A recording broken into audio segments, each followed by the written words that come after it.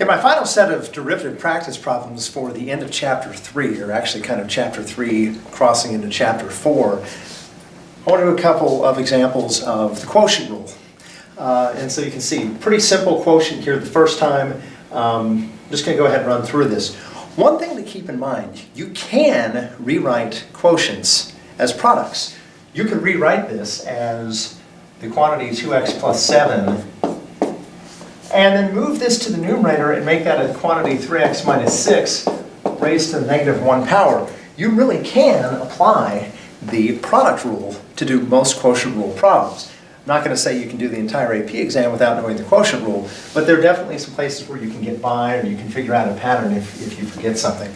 Okay? In general, though, if I have two functions of x, let's call those functions u and v, and I want to find the derivative of function u divided by function v, the quotient rule says I can take the derivative of the numerator times the denominator minus the numerator times the derivative of the denominator all over the denominator squared. That's the basic pattern for the quotient rule. So that's what I'm going to be sticking to when I go through here. Should be the fastest way to do these problems, even though it's not the only way. So first example here, derivative of the numerator is just going to be 2 times the denominator, okay, minus the derivative of the denominator times the numerator, okay, all of that over the denominator squared, okay. Should you really simplify the numerator here? Yes, I would multiply out parentheses. I would do a little bit of simplifying. In this case, just to run through here real quick, that's going to be 6x minus 12. It's going to be minus 6x minus 21, all over the quantity 3x minus 6 quantity squared. Again, the 6x's are going to cancel. It's going to be a negative 33 over quantity 3x minus 6 squared. That's the final derivative. So a little bit of simplifying here. Probably not as much factoring, that type of thing needed in some of the examples. You're very rarely going to have this term showing up in multiple places, so it factors out. But every once in a while you'll get variables canceling or that type of thing. So there's my first derivative. Okay, follow-up. A little bit more complicated. I've got an e in here. So you follow the rule like before. You take the derivative of the numerator. Okay, this is u cubed.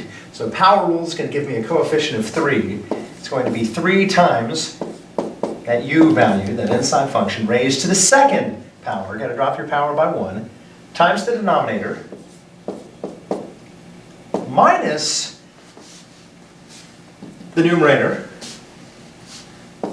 quantity 2x minus 6 cubed, times the derivative of the denominator. Be careful, there's an inside function, so it's going to be e to the 2x, but you have to multiply by the derivative of the inside function, which is going to be 2, and I'm going to put that out in front like that. Again, you could put it at the end. All of this is going to be over the denominator squared, okay? That's e to the 2x squared. Remember, if you take a power to a power, you can actually multiply those values. So 2x times 2, that would actually just be e to the 4x, which is probably the form that you're going to want to write that in. Once again, I could do a little factoring. I could factor some e to the 2x's out of this, and in fact, I could cancel those. I could factor out quantity 2x minus 6 as well. In fact, both of those might make some sense to do. So I'm going to factor out an e to the 2x in the numerator. I'm going to factor out a 2x minus 6 to the second power. Okay, that's going to leave me with a 3. I factored out the 2x minus 6's. I factored out the e to the 2x. I'm going to have a minus over here. I am going to still have a 2. I have one quantity 2x minus 6 left, and I took out the e to the 2x. So this is going to be 3 minus 4x plus 12.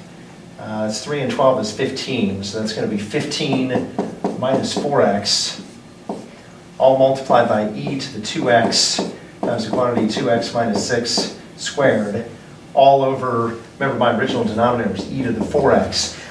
Notice, I can do a little bit of canceling here. Basically, you can subtract exponents. 2x minus 4x is going to give you e to the negative 2x, which would be on top, or I could move that to the bottom. So these are going to cancel, and that's going to give me e to the 2x in the denominator. So again, different possibilities. You could actually expand that pretty easily, but I think leaving it in the factored form works pretty well here. Again, a lot of problems you really could stop at this point. Really just depends. For example, in a multiple choice, it probably makes sense to go down to this factored form. But your stopping point is going to vary based on the type of problem you're doing. And finally, the last example.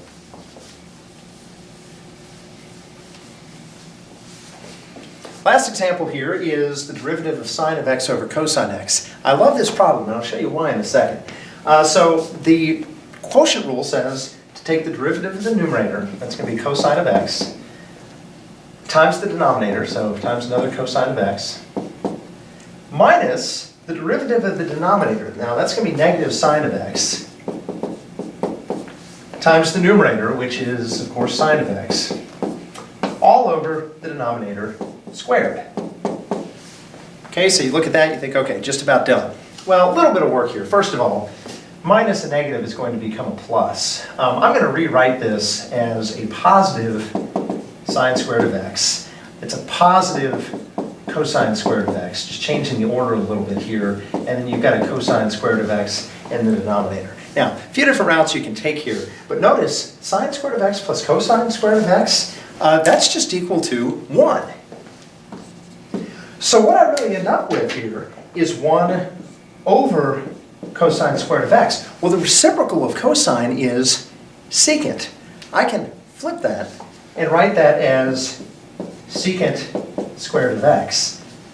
And here's why I love this problem so much, and this is huge. Check it out. Sine of x over cosine x. What's that equal to? Sine of x over cosine x is equal to tangent of x, which means that we just showed that the derivative of tangent of x is actually equal to secant squared of x. Okay? Not a fact that we officially know yet, but it's going to be a fact we're going to be using pretty soon. And so it's neat to see that a lot of these memorized types of facts are actually things that you should be able to derive yourself should you forget, or for some reason should you not be shown something in the first place. So pretty cool use there of the quotient rule.